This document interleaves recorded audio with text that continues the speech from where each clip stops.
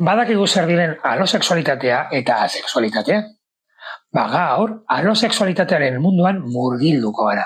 Ongi etorri Kuernauzu Niretzokora, kultura talera. Alosexualitatearen munduak bi azpi multzo ditu. Bata, bisexualitatea, hau da, bisexualak, zer esan nahi du honek, genero bat baino gehiago gustoko dituzula. Ditxo, hau da, genero maskulinoa, genero femeninoa, eta bar. Baina badago kontrako bat, beti dago kontrako bat. Eta zein da? Lakizu zein den. Lakizu izena. Izena monosexualitatea da. Eta honek ez du esan nahi tximenoak gustoko dituzula. Ez. Hau da, genero bakarra gustoko duzula.